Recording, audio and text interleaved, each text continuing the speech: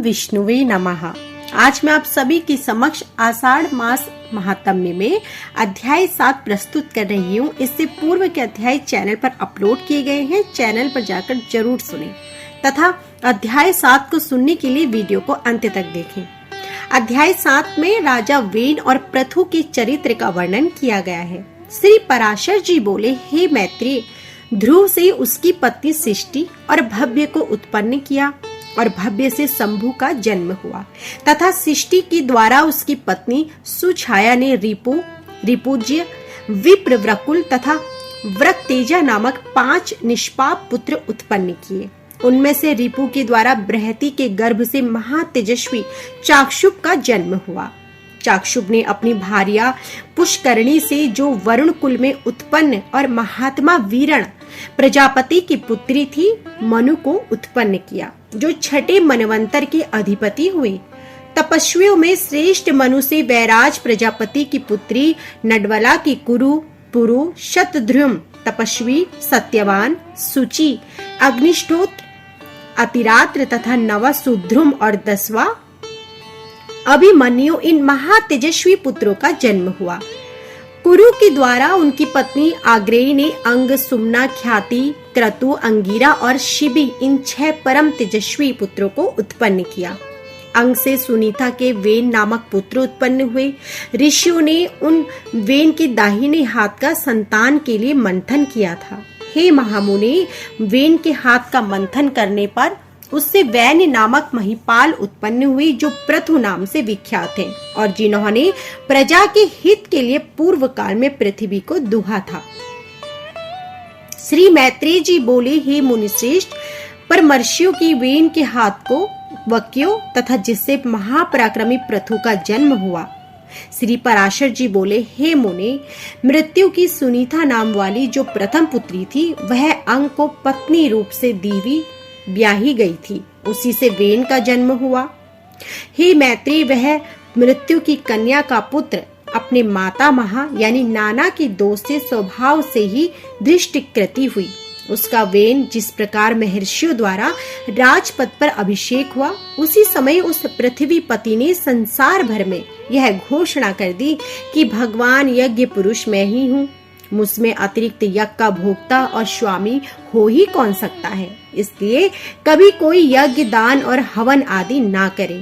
हे मैत्रेय, तब ऋषियों ने उस पृथ्वीपति के पास उपस्थित हो पहले उसकी खूब प्रशंसा कर सांत्वना युक्त मधुर वाणी से कहा, हे राजन, हे पृथ्वीपते, तुम्हारे राज्य और देह के उपकार तथा प्रजा के हित के लिए हम जो बात कहते हैं सुनो।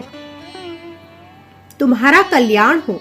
देखो, हम बड़े बड़े यज्ञों द्वारा जो सर्व यज्ञेश्वर देवादिदेव भगवान हरि का पूजन करेंगे, उसके फल में से तुमको भी भाग मिलेगा। हे नृप, इस प्रकार यज्ञों के द्वारा यज्ञ भगवान विष्णु प्रसन्न होकर हम लोगों के साथ तुम्हारी भी सफल कामनाएं पूर्ण करेंगे। हे राजन, जिन राजाओं के राज्य में यज्ञेश्वर भगवान हरि का यज्ञों द्वारा पूजन किया जाता है, वे उनकी सभी मनोकामनाओं को पूर्ण करते हैं। वेन बोला, मुझसे भी बढ़कर ऐसा कौन है जो मेरा भी पूजनीय है, जिससे तुम यज्ञेश्वर मानते हो? वह हरि कहलाने वाला कौन है? ब्रह्मा, विष्णु, महादेव, इंद्र, वायु, यम, सूर्य, अग्नि, वरुण, धाता, पूषा, पृथ्वी और चंद्रमा, इनके अतिरिक्त जितने भी देवता श्राप और कृपा करने में असमर्थ हैं, वे समर्थ हैं। वे सभी राजा के शरीर में निवास करते हैं। हे ब्राह्मणों, ऐसा जानकर मैंने जैसी जो कुछ आज्ञा की है वैसा ही करो। देखो, कोई भी दान, यज्ञ और हवन आदि ना करो। हे द्विजगण, स्त्री का परम धर्म जैसे अपने पति की सेवा करना ही है, वैसा ही आप लोगों का धर्म भी मेरी आज्ञा का पालन करना है। ऋषिगण बोले, महाराज, आप ऐसी आज्ञा दीजिए जिससे धर्म का क्षय ना हो। देखिए, यह सारा जगत हवि का ही परिणाम है। श्री पराशर जी बोले, महर्षियों के इस प्रकार बारंबार समझाने और कहने सुनने पर भी वेन ने ऐसी आज्ञा नहीं दी, तो वे अत्यंत क्रुद्ध और अमरशयुक्त होकर आपस में कहने लगे, इस पापी को मारो, जो अनादि और अनंत यज्ञ पुरुष प्रभु विष्णु की निंदा करता है। वह अनाचारी किसी प्रकार पृथ्वीपति होने के योग्य नहीं है। ऐसा कह मुनि गणों ने भगवान की निंदा आदि करने के कारण पहले ही मरे हुए उस राजा को मंत्र से पवित्र किए हुए कुशालों से मार डाला। हे द्विज, तदंतर उन मुनिश्रेयों ने सब और बड़ी धूली उठती देखी। उसे देखकर उन्होंने अपने निकटवर्ती लोगों से पूछा, यह क्या है? उन पुरुषों ने कहा, राष्ट्र के राजाहीन हो जाने पर दीन दुखियों लोगों ने चोर बनकर दूसरों का धन लूटना आरंभ कर दिया। हे मुनिवरों, उन त्रिवेग वाले परम धनचारियों की उत्पात से यह बड़ी भारी धूली उड़ती दिख रही है। तब उन सभी मुनीश्वरों ने आपस में सलाह कर उस पुत्रहीन राजा की जंघा का पुत्र के लिए यत्न पूर्वक मंथन किया। उसकी जंघा के मतने पर उससे एक पुरुष उत्पन्न हुआ जो जले ठूंठ के समान काला, अत्यंत नाटा और छोटे मुख वाला था। उसने अति आतुर होकर उन सब ब्राह्मणों से कहा, मैं क्या करूं? उन्होंने कहा, निषिद्ध यानी बैठ। अतः वह निषाद कहलाया। इसलिए हे मुनिशाल, उससे उत्पन्न हुए लोग विंध्याचल निवासी पाप परायण निषाद गण हुए। उस निषाद रूप द्वार से राजा वेन का संपूर्ण पाप निकल गया। अतः निषाद गण वेन के पापों का नाश करने वाले हुए। फिर उन ब्राह्मणों ने उसके दाएं हाथ का मंथन किया। उसका मंथन करने से परम प्रतापी वेन शुवन प्रथु प्रकट हुए, जो अपने शरीर से प्रज्वलित अग्नि के समान देदीप्यमान थे।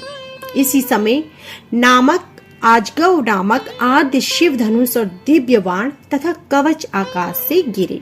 उनके उत्पन्न होने से सभी जीवों को अति आनंद और केवल सत्पुत्र के ही जन्म लेने से वेन भी स्वर्ग लोक को चला गया। इस प्रकार महात्मा पुत्र के कारण ही उसकी पुम अर्थात नरक से रक्षा हुई।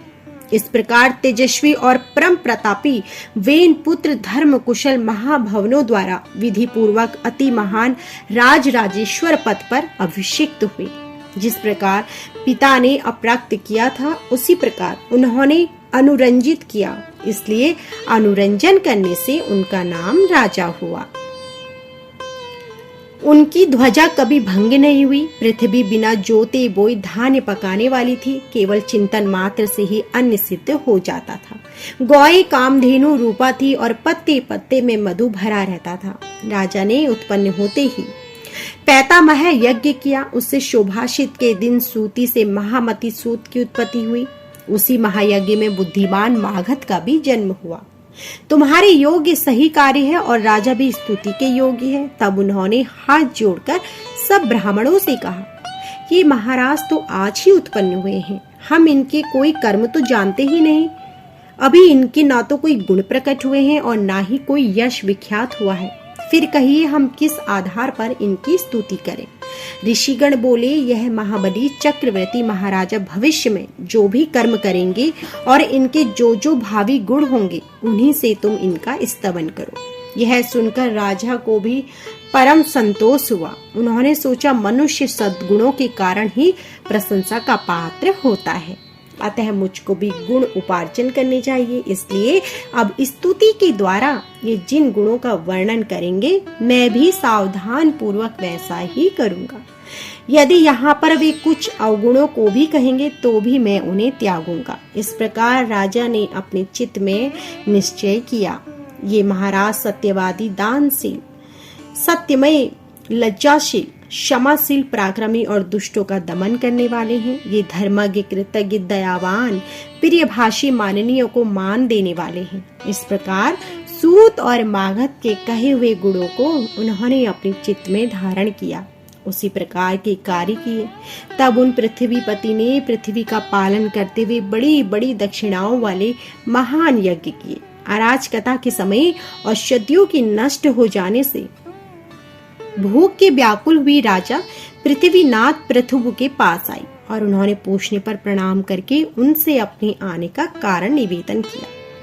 हे प्रजापति निरपश्रेष्ठ, अराजकता के समय पृथ्वी ने औषधियों को अपने में लीन कर ली है, अतः आपकी संपूर्ण प्रजा क्षीण हो रही है। विधाता ने आपको हमारा जीवनदायक प्रजापति बनाया है, अतः महारोग से पीड़ित हम प्रजाजनों को आप जीवन रूप औषधि दीजिए।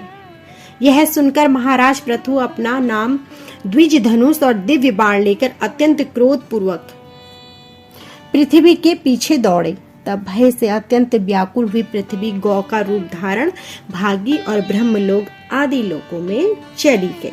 समस्त भूतों को धारण करने वाली पृथ्वी जहाँ जहाँ गई, वहीं वेनपुत्र पृथु को शस्त्र संधान की अपने पीछे आते देखा।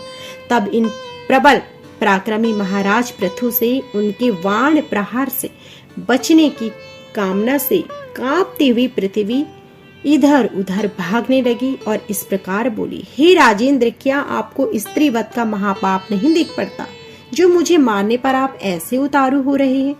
वहां एक अनर्थकारी को मार देने से बहुतों को सुख प्राप्त हुआ, तो उसे मार देना ही पुण्यप्रद है। पृथ्वी बोली, हे नृपश्रेष्ठ, यदि आप प्रजा के हित के लिए मुझे मारना चाहते हैं तो आपकी प्रजा का आधार क्या है? पृथु ने कहा, अरे वसुधे, अपनी आज्ञा का उल्लंघन करने वाली तुझे मारकर मैं अपने योग बल से ही इस प्रजा को धारण करूंगा। तब पराशर जी बोले, तब अत्यंत भयभीत एवं कांपती हुई पृथ्वी ने उन पृथ्वीपति को पुनः प्रणाम करके कहा, हे राजन, यत्न पूर्वक आरंभ किए गए किसी भी कार्य को सिद्ध हो जाते हैं, अतः मैं भी आपको एक उपाय बताती हूँ। यदि आपकी इच्छा हो तो आप वैसा ही करें। हे नरनाथ, मैंने जिन समस्त औषधियों को पचा लिया है, उन्हें यदि आपकी इच्छा हो तो दुग्ध रूप से मैं दे सकती हूँ। अतः हे धर्मात्माओं, मैं श्रेष्ठ महाराज, आप प्रजा के हित के लिए कोई ऐसा वत्स या बछड़ा बनाइए जिससे वात्सवल मैं उन्हें दुग्ध रूप से निकाल सकूं, और मुझको आप सर्वत्र समतल कर दीजिए, जिससे मैं उच्चोत्तम औषधि के रूप में दुग्ध को सर्वत्र उत्पन्न कर सकूं। तो यह थी आज की संपूर्ण कथा। यदि आपको हमारी यह वीडियो पसंद आई हो तो हमारी वीडियो को लाइक करना ना भूलें, शेयर करें, कमेंट करें और चैनल को सब्सक्राइब करें और बेल आइकन दबाएं, जिससे कि आपको ऐसे भी आगे भी कथाएं प्रसारित होते ही मिल सके।